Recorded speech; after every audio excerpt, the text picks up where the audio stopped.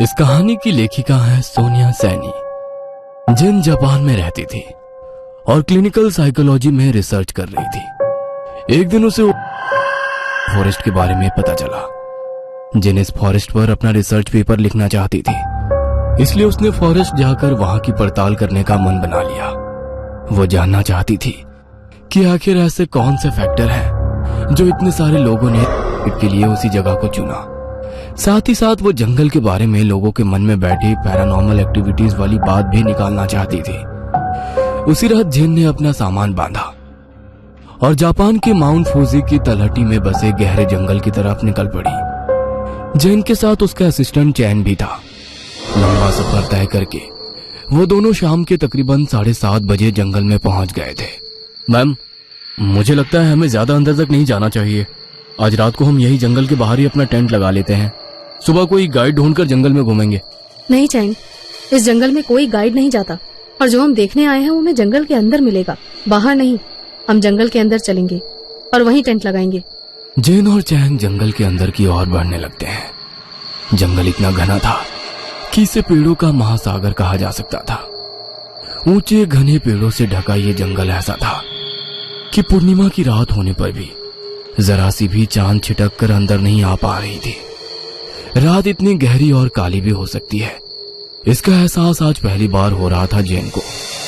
इस घने जंगल में कहीं रास्ता भटक कर वो दोनों खो ना जाए, इसलिए जैन अपने साथ कई सारे डिवाइस जैसे मोबाइल, कैमरा, वॉइस रिकॉर्डर और मैग्नेटिक कंपास भी लेकर आई थी। जंगल के अंदर कोई सुरक्षित सी जगह देखने में उन्हें तकरीबन 2 घंटे लगे। 2 घंटे बाद एक झील के किनारे उन्होंने अपना टेंट लगा लिया। जंगल में बहुत अंधेरा है, टॉर्च भी सही से काम नहीं कर पा रहा है। काफी थक भी गए हैं, आज के लिए यही रेस्ट करते हैं। जैन और चैंग अपने अपने टेंट में जाकर सो गए। दिन भर की थकान के कारण कुछ ही पलों में दोनों गहरी नींद में पहुंच गए।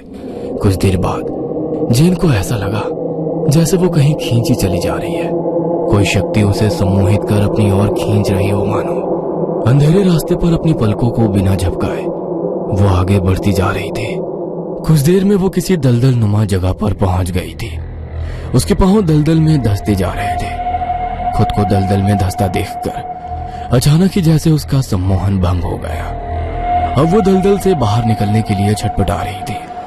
अचानक ही कीचड़ से 2 काले भयानक कंकाल नुमा हाथ बाहर आए और वे उसे और भी तेजी से दलदल के अंदर खींचने लगे। जैन अपनी पूरी ताकत लगाकर बाहर आने की कोशिश कर रही थी, लेकिन एक झटके के साथ उन हाथों ने उसे दलदल के भीतर खींच लिया। दलदल के अंदर जैन का दम घोट रहा था। उसकी सांस टूटने ही वाली थी कि अचानक हाँफते हुए उसकी आंख खुल गई। ओ माय गॉड, ये कैसा सपना था? जैन की सांसें अभी भी रोक रोक के चल रही थी। घबराकर जैन ने अपने टेंट में चारों ओर नजर घुमाई। एक जुड़ा चमकती हुई आंखों के अलावा टेंट में गुप्त अंधेरा था। उन लाल चमकती आंखों को देखकर जैन थोड़ा सकपका गई और उसने सिरहाने रखा टॉर्च उठाकर उस तरफ घुमाया तो उसे एक तकरीबन 4 फीट का साया बंद टेंट से बाहर जाता दिखाई दिया। यह देख जैन के हाथ थोड़े ठंडे पड़ने लगे थे। अपना बैग कांधे पर टांगकर वो उस साये के पीछे टेंट से बाहर निकल गई। कुछ कदम चलने के बाद अचानक वो साया गायब हो गया। जैन अपनी टॉर्च से यहाँ वहां तलाश रही थी। तभी एकाएक उसकी टॉर्च ऊपर पेड़ की तरफ गई। पेड़ के ऊपर एक छोटा बच्चा टांगे लटकाए बहुत ही गुस्से में उसकी ओर देख रहा था। बच्चे का पूरा चेहरा सफेद और निष्प्राण था। होठ नीले और आंखें अंदर को धसी हुई थी। जैन की नजर उससे टकराते ही वो बच्चा सीधा जैन के सीने पर कूद गया। जैन के मुंह से एक जोरदार चीख निकली और वो अपने टेंट में चौंक कर उठ बैठी। उसकी चीख सुनकर चैंग भी अपने टेंट से दौड़ता हुआ उसकी तरफ आ गया। क्या हुआ मैम, आप ठीक तो हैं? कहीं गई थी क्या आप? मुझे बुला लिया होता। नहीं चैंग, मैं तो अपने टेंट में सो रही थी। पहले मैंने सपना देखा कि मैं किसी दलदल में डूब गई हूँ। आँख खुली तो मेरे सामने एक छोटे बच्चे का साया खड़ा मुझे घूर रहा था। एक मिनट, क्या कहा आपने? आप सपना देख रही थी तो फिर आपका पूरा ड्रेस कीचड़ में कैसे सना हुआ है? मैम, आप सपना नहीं देख रही थी, आप सच में दलदल में ही थी। अपने कपड़े देख जैन को अपनी आंखों पर यकीन नहीं हो रहा था। चैंग, कुछ तो है इस जंगल में। मैं सपना देख रही हूँ, मुझे विंग्स दिखाई पड़ रहे हैं। या सच में मैं वहां पहुंच गई थी? ये जो भी कुछ है, इसने मुझे अंदर तक हिला दिया है। आप आराम कीजिए मैम, थोड़ा भी अजीब दिखाई दे तो मुझे आवाज लगा देना। वैसे भी सवेरा होने में कुछ ही समय बाकी है, उसके बाद शायद सब नॉर्मल हो जाएगा। चैंग की बात सुनकर जैन आंखें बंद कर कर लेट गई। जैन को फिर से कुछ दिखाई देने लगा। भयंकर सूखा पड़ रहा है, ना पीने का पानी मिल पा रहा है, ना खाने को भोजन। तुम अपनी जिंदगी जी चुके हो, अब तुम्हारा पेट भर पाना मेरे लिए संभव नहीं है। इस बुढ़ापे में मैं कहाँ जाऊंगा? मेरे साथ ऐसा मत करो बेटा। तुम अकेले नहीं जाओगे, गांव के सारे बूढ़े एक साथ जंगल जाएंगे। वहाँ पर जो भी रूखा सूखा मिले उसी से तुम अपना गुजारा करना। थक चुके हैं हम तुम्हारा बोझ उठाते उठाते। नहीं नहीं, वो तो घना जंगल है, उसमें कोई जंगली जानवर भी नहीं है, वहाँ कोई जीवित नहीं रह सकता। उनकी दर्द भरी पुकार को नजरअंदाज करके गांव के लोग बूढ़ों को एक साथ जंगल में छोड़ देते हैं। इस जंगल का ना अंत समझ में आता था ना आदि। वे सभी भूखे प्यासे दिन महीने हफ्तों तक यहाँ वहाँ भटकते रहे। ना उन्हें खाने को कुछ मिला, ना बाहर आने का कोई रास्ता समझ आया। इन्हीं पेड़ों के आगे पीछे घूमते हुए रोते बिलखते उन्होंने एक एक करके अपने प्राण त्याग दिए। मैम उठिए, सुबह हो गई। चैंग, ये फॉरेस्ट मुझसे बात कर रहा है। ये क्या कह रही हो आप? जैन अपने सपने में दिखाई दी हुई सारी कहानी चैंग को सुनाती है। उन सभी के प्राण इतने दुख और बेबसी में निकले कि वही नेगेटिव एनर्जी इस जंगल में हमेशा हमेशा के लिए कैद हो गई। अब समझ आया कि ये जंगल कसर्ड क्यों है। सुबह तो हो गई है, लेकिन यहाँ तो सूरज की रोशनी भी सही से नहीं पहुँच रही है। दिन में भी जंगल में इतना अंधेरा है, इस जंगल की खामोशी अब मुझे भी डरा रही है। एक भी जानवर नहीं है यहाँ, इतना सन्नाटा है कि अपनी सांसें भी धौंकनी सी महसूस हो रही है। कुछ अजीब सी मनहूसियत है इस जंगल में। अपनी टॉर्च उठा लो और चलो मेरे साथ, आगे बढ़ते हैं। वो दोनों जंगल में आगे बढ़ने लगे। बीच बीच में उन्हें पेड़ों पर एक वार्निंग लिखी हुई दिखाई देने लगी, don't leave the path. Ma'am, लगता है किसी ने पेड़ों से ये टेप बांधकर अंदर जाने का रास्ता बनाया है। चैंग और जैन टेप से बने रास्ते पर आगे बढ़ने लगते हैं। चैंग, कैमरा निकालो, वो देखो वहाँ कोई डेड बॉडी है शायद। आप यहीं रुकिए मैम, मैं पिक्चर्स क्लिक करके लाता हूँ। डेड बॉडी को देखकर चैंग कैमरा लिए टेप से बने रास्ते से बाहर निकलकर डेड बॉडी की तरफ बढ़ने लगता है। लाश पूरी तरह सड़ चुकी थी। चैंग उसकी तरफ कैमरा फोकस करके फोटो निकाल रहा होता है, तभी लाश के हाथों में हलचल होने लगती है और लाश अपनी जगह से खिसक कर कुछ दूर पहुंच जाती है। इससे पहले कि चैंग कुछ समझ पाता, लाश का गला सड़ा सा हाथ उसके पैरों को खींचकर उसे तेजी से घसीट कर ले जाता है।